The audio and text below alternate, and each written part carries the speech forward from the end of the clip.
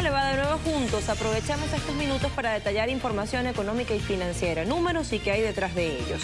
Vamos a nuestros titulares para tener unos enunciados claros y resumir los temas más importantes. El presidente venezolano Nicolás Maduro anunció en Consejo de Ministros desde el Palacio de Miraflores nuevos pasos para el funcionamiento de el Petro, la criptomoneda venezolana. ¿Y cuáles son esos dos nuevos pasos?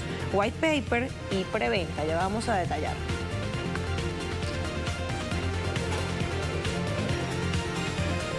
En Argentina, desde el gobierno se defienden los tarifazos con argumentos que se caen por su propio peso. La Defensoría de Buenos Aires solicitó suspensión judicial de audiencia para fijar aumentos en tarifas del agua. Con un Congreso fragmentado y baja popularidad, según sondeos de opinión, como los que ha hecho la firma Gallup, Trump dio su primer discurso de Estado de la Unión. ¿Qué dijo en materia económica? Lo tenemos para resumir. Y en nuestro expediente, ¿cómo instituciones financieras mundiales han manipulado indicadores, estadísticas e incluso procedimientos de cálculo por intereses políticos? A propósito del escándalo desatado recientemente en Chile por confesiones que hizo un economista en jefe del Banco Mundial, vamos a abordar este tema de investigación. Comencemos.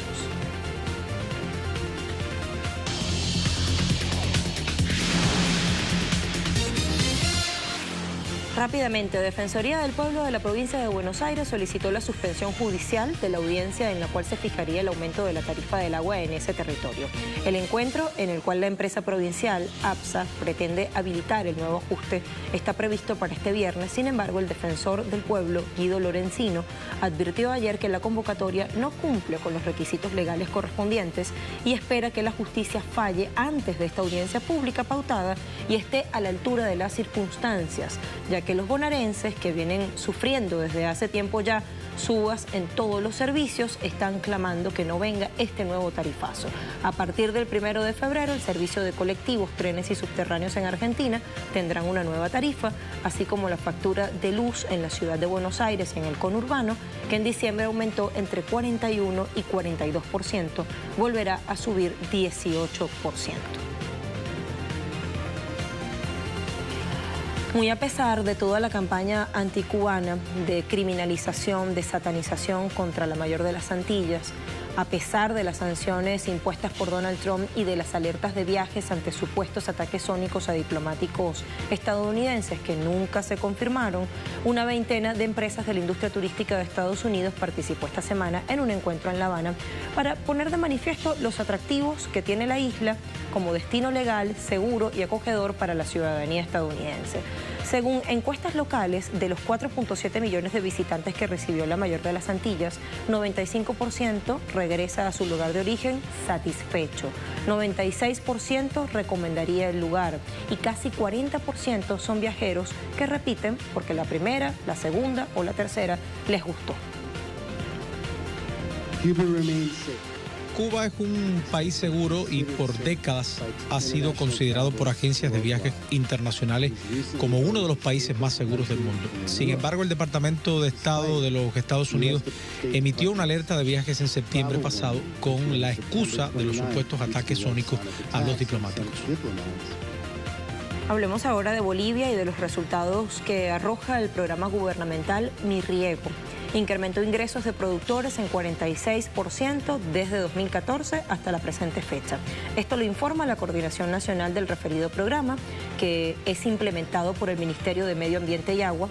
Logró un ingreso bruto de las familias de los regantes de 8.815 bolivianos al año, una cifra muy superior a los 6.120 bolivianos de la etapa anterior. Igualmente, dicen las autoridades que este programa ejecutó 208 millones de dólares en 251 proyectos en áreas rurales de 7 de los 9 departamentos que integran el territorio de la nación altiplánica, excepto Beni y Pando, beneficiando a 38.000 familias de 131 municipios, pues se habilitaron 31.000 hectáreas para riego. Este programa gubernamental, cuyo objetivo es aumentar el ingreso de las familias rurales de manera sostenible y sustentable a través del incremento de la superficie agrícola bajo riego, incrementó en 44% la actividad agrícola en esta nación, con un volumen de producción de 282 22.000 toneladas de alimentos, como hortalizas, frutas, cereales, tubérculos, leguminosas, entre otros. Medios locales reseñan que el volumen actual de la producción de alimentos en Bolivia asciende a 17.2 millones de toneladas. Hablamos de lo que introducíamos en nuestros titulares en Consejo de Ministros, el número 311, desarrollado en el Palacio de Miraflores. El presidente venezolano Nicolás Maduro denunció los planes de su homólogo Juan Manuel Santos de bloquear económica y financieramente a Venezuela desde Colombia, siguiendo las instrucciones emitidas por el presidente Donald Trump, quien anoche, en su discurso ante el Estado de la Unión, solicitaba al Congreso de Estados Unidos incrementar las medidas restrictivas contra la nación suramericana.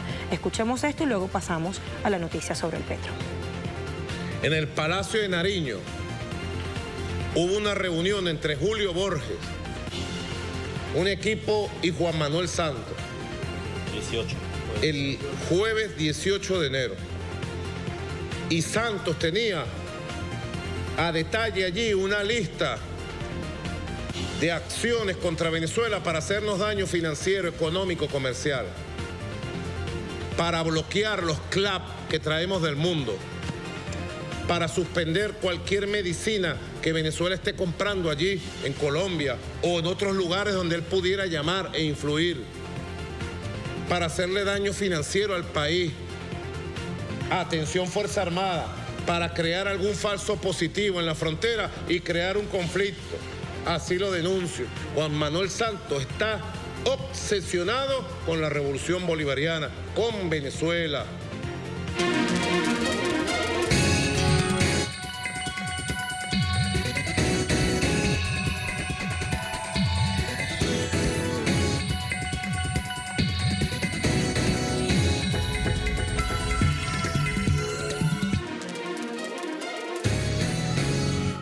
Y yo procedo a firmarlo para ser publicado oficialmente el white paper de la criptomoneda, el Petro de Venezuela, para que se proceda hoy. Así fue como el presidente de Venezuela, Nicolás Maduro, procedió a firmar el acta de nacimiento del Petro, el llamado Libro Blanco, contentivo de todas las características, condiciones y funcionamiento de este activo digital inédito, porque tiene el respaldo de reservas nacionales en diamante, oro, gas y petróleo, especialmente 5.000 millones de barriles de crudo del campo número 1 del bloque Ayacucho. Este documento estará disponible en el portal oficial www.elpetro.gov.ve. Asimismo, el jefe de Estado anunció que el 20 de febrero comenzará la preventa de petros mediante un token o activo digital de características ERC20. Dijo que se trata del quinto gran paso rumbo a la activación del criptoactivo. Recordó entonces que el 3 de diciembre anunció la creación de un observatorio nacional de blockchain. El 8 del mismo mes habló de la puesta en marcha de una superintendencia de criptomoneda, el 22 del inicio de un registro nacional y el 28 de la certificación de los miles de barriles que servirán de sustento del petro. El petro servirá para la adquisición de productos, bienes y servicios de forma digital y sin riesgo de bloqueos o embargos como los que impone arbitrariamente los gobiernos de Estados Unidos y Unión Europea.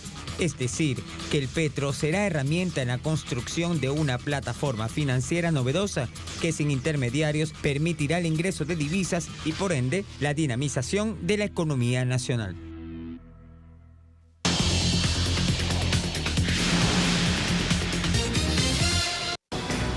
Un club de fútbol turco hizo la primera contratación del mundo con Bitcoin.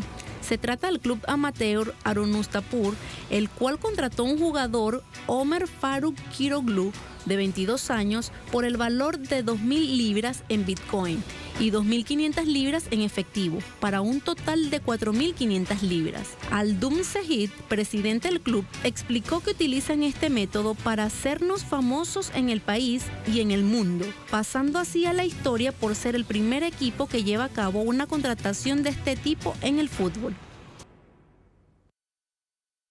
El tecnológico Samsung acaba de iniciar la fase de producción de chip ASIC para el minado de bitcoins y otras criptomonedas. Los ASIC son circuitos integrados de aplicaciones específicas y se utilizan para la minería de criptomonedas.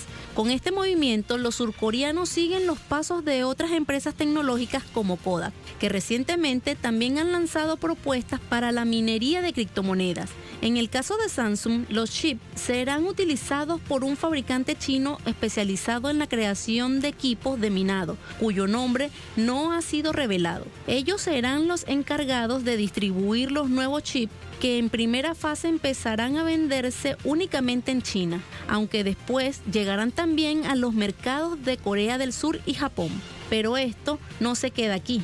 Samsung también tiene planes de fabricar GPUs especialmente diseñadas para la minería de pequeñas criptomonedas en los próximos meses. Tiempo de hacer nuestra primera pausa en Impacto Económico y a la vuelta vamos a revisar qué aspectos económicos estuvieron incluidos en el discurso del Estado de la Unión, el primero que pronuncia el presidente de Estados Unidos, Donald Trump.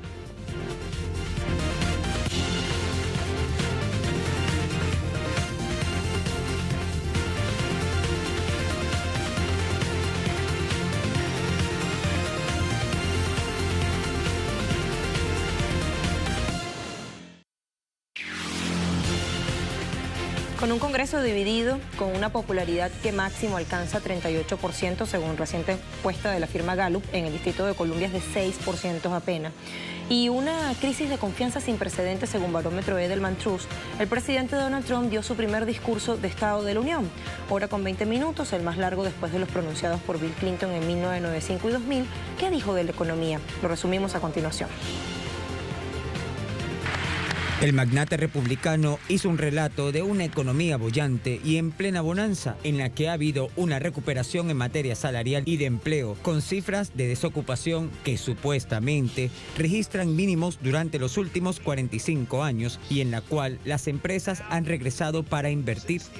Desde las elecciones hemos creado 2.4 millones de nuevos empleos, incluyendo 200,000 nuevos en la fabricación solamente. Después de años de estancamiento de salarios, finalmente estamos viendo un aumento salarial.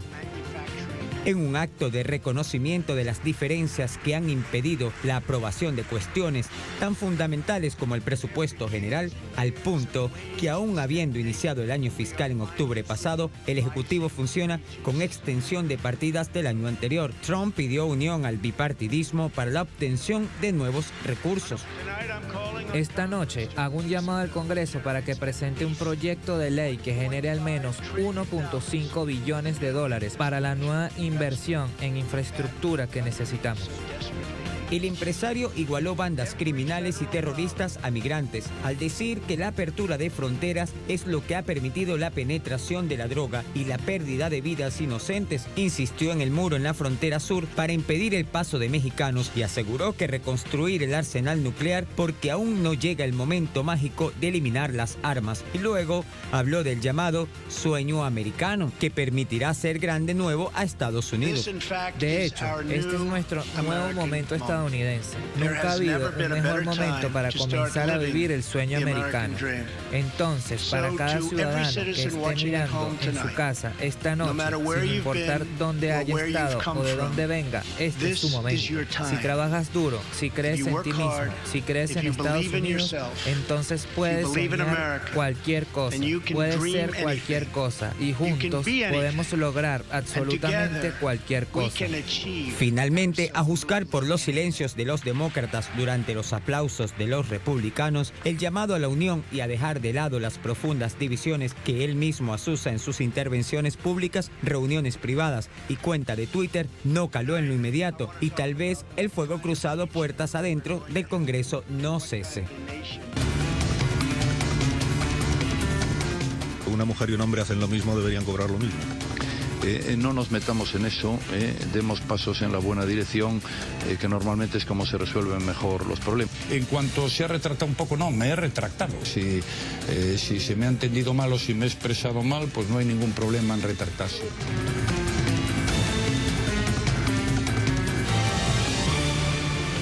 No nos metamos en eso, dijo claramente primero, ahí se lo oímos. Luego recula o se corrige a sí mismo y dice, ¿será que me han interpretado mal? Lo cierto es que el debate sobre discriminación que sufren las mujeres en España está más que nunca en el debate público y tal vez eso haya hecho que se retracte ciertamente el presidente Mariano Rajoy. La brecha salarial en España es de 14,9%, es verdad. También es verdad que la media europea es de 16,3%, es decir, que está por debajo de esa media, y de países como Alemania, que tienen 22% de brecha, o Austria, que registran 21,5%. Ese dato, sin embargo, se calcula teniendo en cuenta el salario medio bruto por hora y sin tener en consideración variables como tipo de trabajo, sector y jornada. Entonces, añadamos algunas cifras, o más bien alguna información que se desprende de investigaciones oficiales. Por ejemplo, la encuesta de estructura salarial del Instituto Nacional de Estadística, INE, de España, en términos del sueldo bruto, los hombres ganan de media 25.727 euros anuales y las mujeres 19.744 euros. Es decir, hay una diferencia de 23,2% a favor del género masculino. De 2010 a 2014, según el sindicato UGT, los salarios brutos de los hombres aumentaron en ese periodo de 4 años en 247,5 euros. Y en el caso de las mujeres, sorpresa, 9,6 euros apenas. Y como tercer dato, muchas mujeres no alcanzan el mínimo para siquiera hacer la declaración de la renta. La estratificación salarial, que es lo que tenemos que revisar acá, e incluso cruzar varias informaciones, refleja que en los deciles salariales más bajos están las féminas.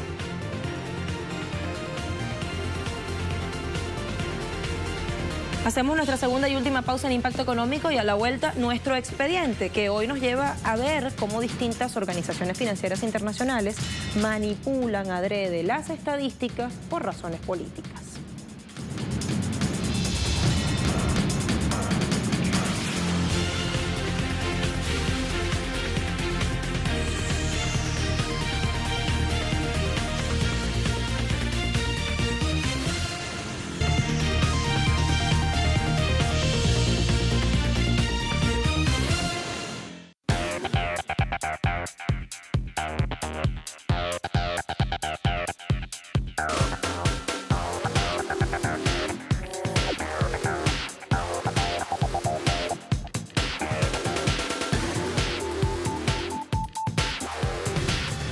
Por el tiempo tal vez necesitemos más para tratar este tema, que es muy interesante y que da cuenta de cómo a veces se manipula interesadamente para favorecer o para perjudicar a uno u otro gobierno.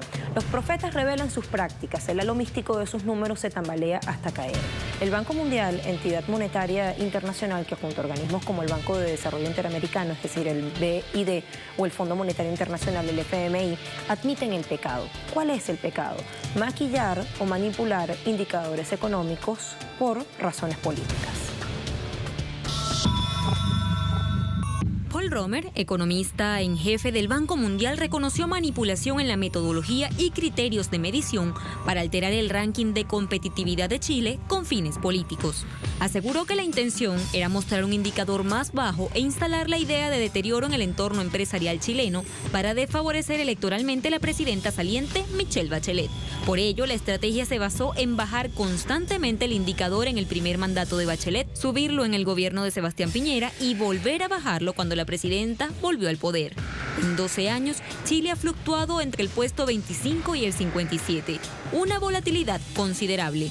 Estos datos manipulados fueron repetidos como una letanía por el candidato de la derecha Sebastián Piñera durante los 4 años del gobierno de Bachelet y luego cuando decidió ser candidato presidencial. Uno de los elementos en que basó su campaña fue en criticar la supuesta pérdida de atractivo para los inversores internacionales que habrían supuesto las políticas realizadas bajo la presidencia de Bachelet.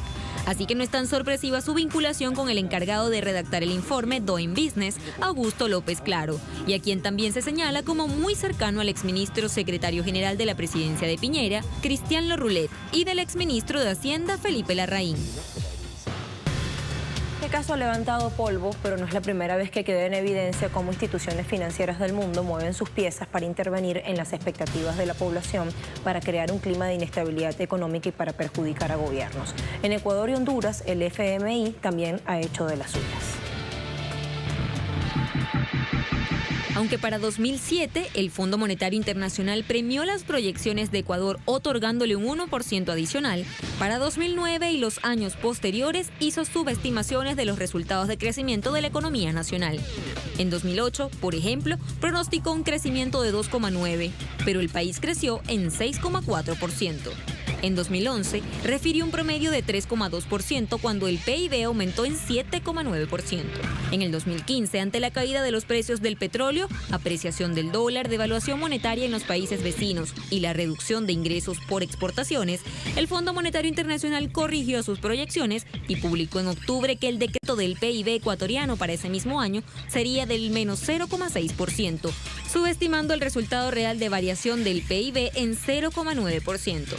Para el año próximo, el organismo internacional estimaba una contracción del 4,5% y para 2017 un decrecimiento del PIB del 4,7%.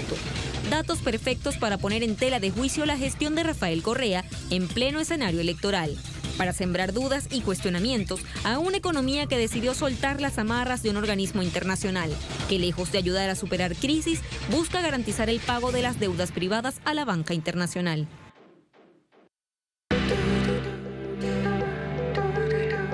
Según ejecutivos del Fondo Monetario Internacional, Honduras ha estabilizado la economía, restablecido la confianza y allanado el camino para acelerar el crecimiento y reducir la pobreza. Parece que se han hecho de la vista gorda, pues la realidad de los hondureños revela que si bien el desempeño macroeconómico de los últimos años ha sido positivo, este no ha podido compensar las necesidades más urgentes de los ciudadanos. Los números de la gestión de Juan Orlando Hernández lo confirman. Más del 60% de la población vive en condiciones de pobreza. El país ocupa el puesto número 5 en el ranking 2016 de los países de América Latina con la tasa más alta de desempleo, 7,4%. Los niveles de inversión pública en infraestructura se han mantenido al mínimo, han oscilado entre 1 y 2% del PIB, muy por debajo de los estándares internacionales que señalan debería situarse entre el 5 y el 6%. Sin duda una maniobra intencional del organismo internacional. Y es que al FMI, como brazo de Estados Unidos, por su política de injerencia económica, le conviene mantener enfrente de la presidencia al mismo líder que durante los últimos años ha abierto la puerta y dado rienda suelta al desarrollo de un modelo alineado con las órdenes del exterior y que por resultados solo exhibe un crecimiento empobrecedor. Bueno, hechos de este tipo evidencian que estos organismos, Fondo Monetario Internacional, Banco Mundial, volvemos sobre ellos, hacen parte de la hegemonía del capitalismo financiero y a costa de la asfixia económica, recortes y pérdida de soberanía en los países a los cuales pretenden someter o efectivamente someten, como pasó en la década de los 80 y 90 en nuestra región, en Latinoamérica y el Caribe. Así llegamos al final de nuestro expediente económico y también de nuestro programa. Gracias por acompañarnos. Sigan en sintonía.